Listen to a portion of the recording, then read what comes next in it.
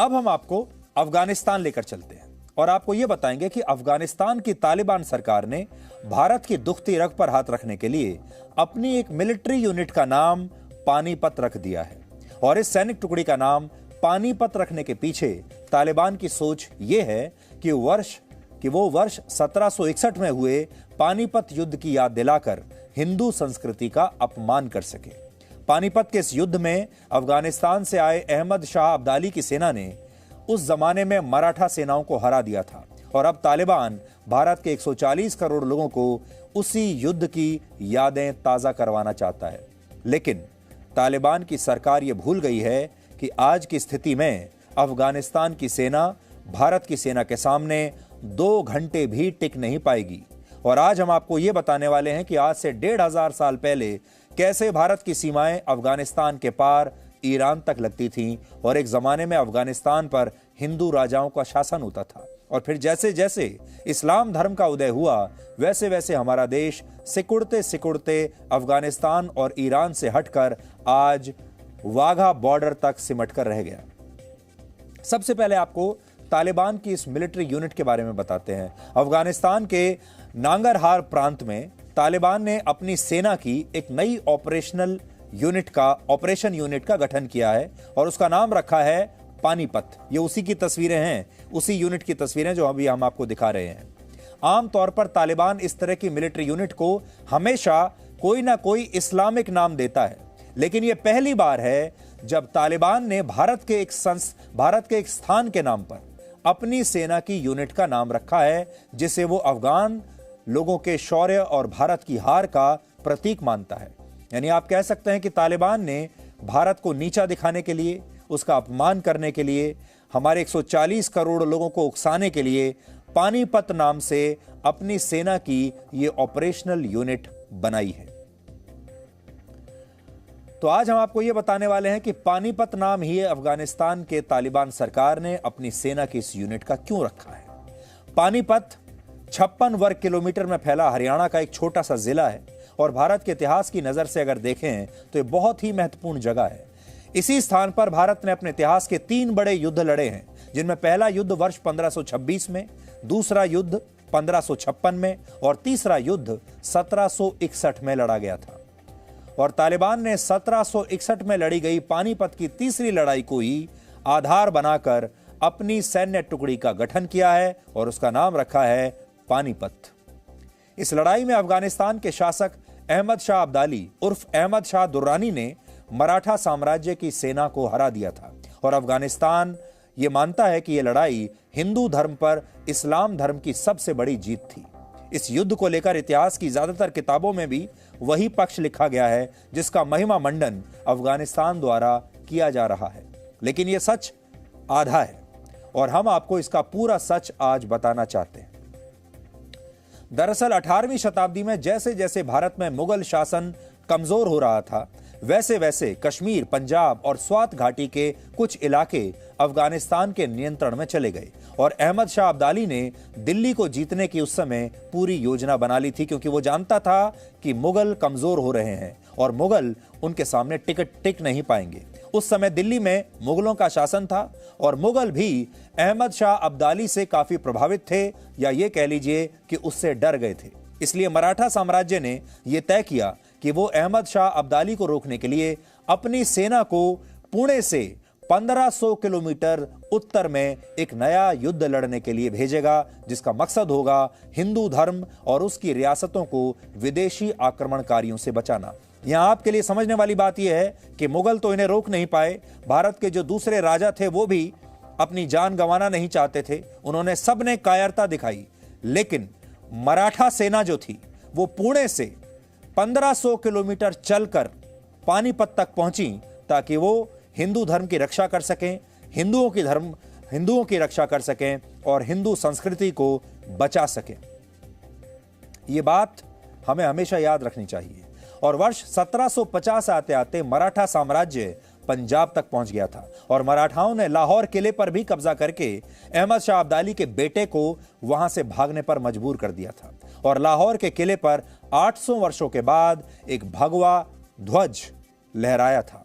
ये एक बहुत बड़ी जीत थी, क्योंकि उस समय मुगल और दूसरे मुस्लिम शासक अहमद शाह अब्दाली की गोद में जाकर बैठ गए थे। लेकिन इसके बावजूद मराठाओं ने अहमद शाह अब्दाली की सेना से लड़ने का फैसला किया। यह बहुत हिम्मत का काम था और बहुत मुश्किल काम था, क्योंकि मराठा सेना 1500 किलोमीटर ऊपर चलकर आ रही थी और अहमद शाह अब्दाली ने भी अपने पुत्र के अपमान के बदले में 1 लाख सैनिकों की फौज पानीपत के लिए रवाना कर दी थी। और आपको जानकर हैरानी होगी कि पानीपत की तीसरी लड़ाई सिर्फ 1 दिन ही चली थी, यानी ये 1 दिन का युद्ध था और यह दिन था 14 जनवरी 1761।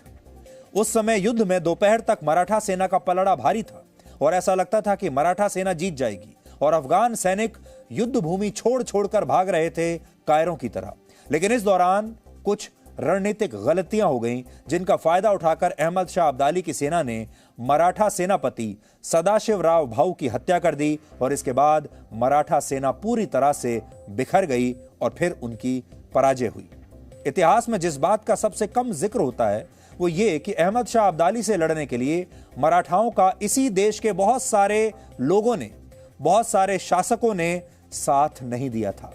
उदाहरण के लिए अवध के नवाब शुजाउद्दौला और दोआब के अफगान रोहिला अहमद शाह अब्दाली के समर्थन में जाकर खड़े हो गए और उसकी सेना को उन्होंने रसद और दूसरी मदद पहुंचाई, जबकि दूसरी तरफ मराठाओं को रसद नहीं मिल पा रही थी और उनकी सेना के सामने भूखमरी जैसी नौबत पैदा हो गई थी। यानी हमारे ही देश के जो बाकी के राजा थे, नवाब थे, उन्होंने मराठाओं का साथ नहीं दिया और उन्होंने अफगानिस्तान से आए इन आक्रमणकारियों का साथ दिया लालच के तहत।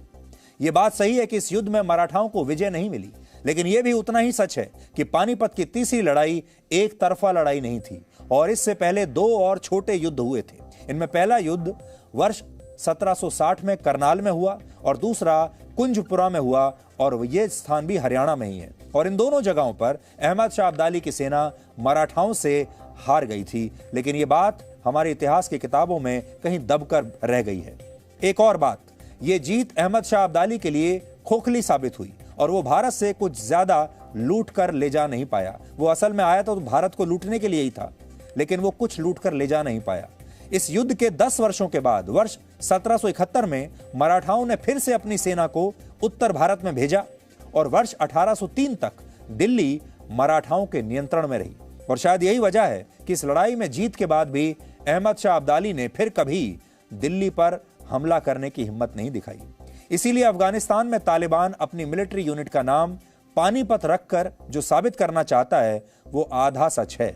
और हमें लगता है कि आज तालिबान जैसी इस्लामिक कट्टरपंथी ताकतों को अफगानिस्तान का पूरा सच भी जान लेना चाहिए। अफगानिस्तान असल में उनका है ही नहीं, अफगानिस्तान हमारा था। सबसे पहले आप ये नक्शा देखिए, जो अखंड भारत का नक्शा है, यानी अविभाजित भारत का नक्शा देखिए। प्राचीन काल में अफगानिस्तान, नेपाल, श्रीलंका, म्यांमार, भूटान, पाकिस्तान और बांग्लादेश अखंड भारत का हिस्सा हुआ करते थे और उस समय भारत की सीमाएं अफगानिस्तान के पार जाकर ईरान में लगती थी।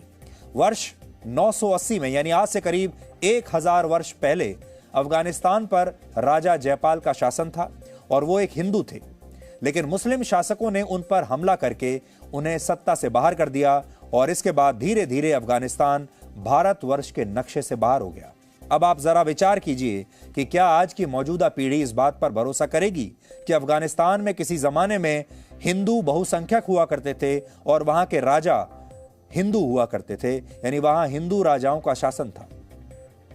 प्राचीन काल में अफगानिस्तान आर्यों की पुरातन भूमि थी, जिसका जिक्र ऋग्वेद में भी मिलता है। ऋग्वेद में अफगानिस्तान की कई नदियों और पहाड़ों का विस्तार से उल्लेख किया गया है, जिनमें काबुल और आमू दरिया जैसी नदियां शामिल हैं। इसके अलावा 700 ईसा पूर्व में इसके उत्तरी क्षेत्र में गांधार महाजनपद हुआ करता था, जिसके बारे में महाभारत और अन्य ग्रंथों में वर्णन मिलता है। कौरवों की माता गांधारी और उनके भाई शकुनी, जिन्हें आप शकुनी मामा लोग कहकर बुलाते थे, ये दोनों गांधार के थे, लेकिन बाद में यही गांधार कांधार बन गया। यहां से हिंदू धर्म पूरी तरह से समाप्त हो गया और आज आप उस स्थान को कांधार के नाम से जानते हैं, जो अफगानिस्तान में है और उस पर आज तालिबान का कब्जा है। एक तथ्य यह भी है कि 300 ईसा पूर्व भारत में मौर्य राजवंश की स्थापना हुई थी, जिसकी राजधानी पाटलिपुत्र थी, जिसे आज पटना कहते हैं। और अफगानिस्तान मौर्य साम्राज्य का सबसे उत्तर पश्चिमी प्रांत हुआ करता था। उस समय अखंड भारत की सीमाएं कहां तक फैली हुई थी, आप इस नक्शे में देख सकते हैं। मौर्य साम्राज्य के बाद अफगानिस्तान में कुषाण राजवंश की स्थापना हुई और इस समय भी अफगानिस्तान अखंड भारत का हिस्सा ही हुआ करता था और यहां जो बहुसंख्यक आबादी थी वो हिंदुओं की थी, जबकि इस्लाम धर्म का नामो निशान तक उस समय वहां नहीं था। यह बात पहली और दूसरी शताब्दी की है। कुषाण साम्राज्य के राजा कनिष्क के शासनकाल के दौरान अफगानिस्तान के शहर सुर्ख कोटल में कई आलीशान और भव्य मंदिरों का निर्माण हुआ और इन मंदिरों के अवशेष आज भी खुदाई के दौरान कभी कभार वहां पर मिल जाते हैं। लेकिन इसके बावजूद तालिबान जैसी ताकतें अफगानिस्तान को इस्लाम धर्म की भूमि बताती हैं, जबकि यह सच है नहीं।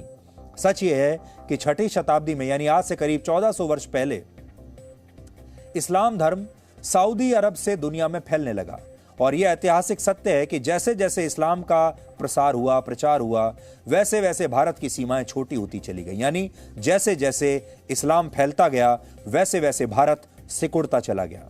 आखिरी बार भारत का नक्शा 1947 में बदला था और उसके पीछे भी इस्लाम ही था, जब पाकिस्तान के रूप में भारत का एक बड़ा हिस्सा भारत से अलग हुआ था। और दुख की बात यह है कि ये जो बंटवारा हुआ था, भारत का नक्शा बदला था, ये भी इस्लाम के धर्म के नाम पर ही बदला था, जब इस्लाम के नाम पर पाकिस्तान का निर्माण हुआ था। यानी तब भी भारत के टूटने की वजह इस्लामिक कट्टरता ही थी।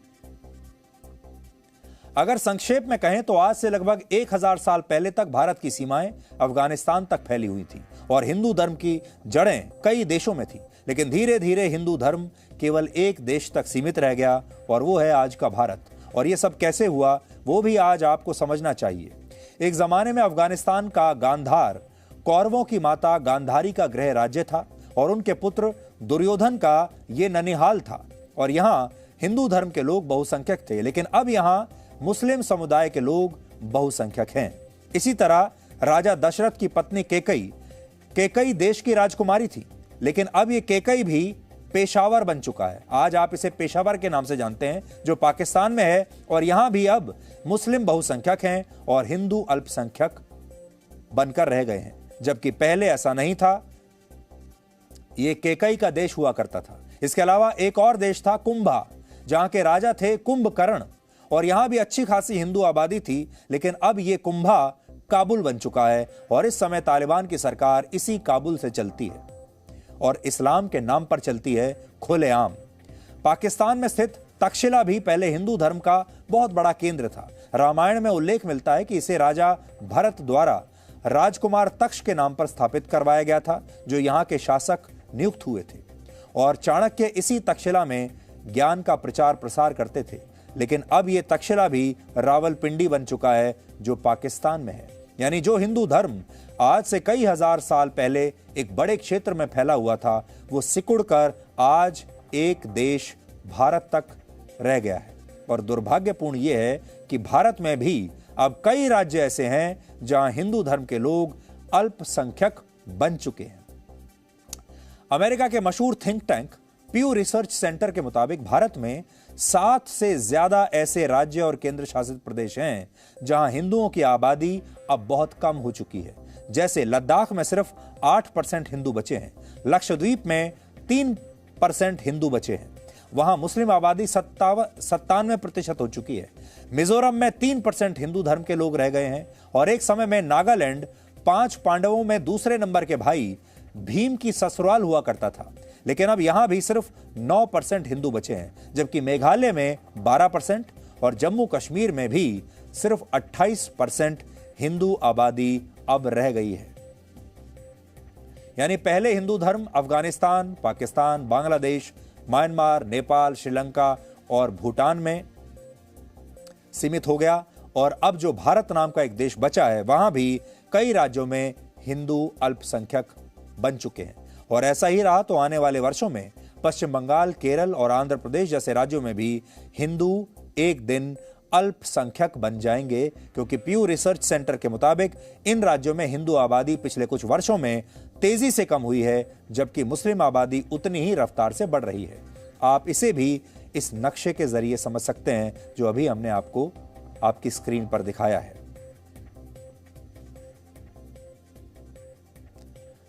तो अपने ही इतिहास के बारे में हो सकता है कि अफगानिस्तान के लोगों को भी ना पता हो और तालिबान के लोगों को भी शायद ना पता हो कि उनके आने से पहले यहां पर हिंदू राजाओं का ही शासन हुआ करता था।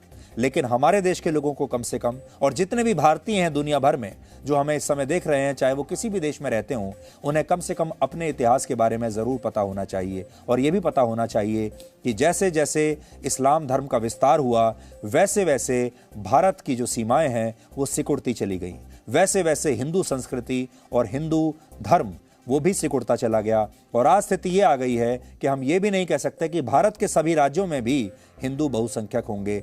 बहुत सारे राज्यों में अब हिंदू अल्पसंख्यक हो चुके हैं। Presenting B News app available on Google Play and App Store. Download it now.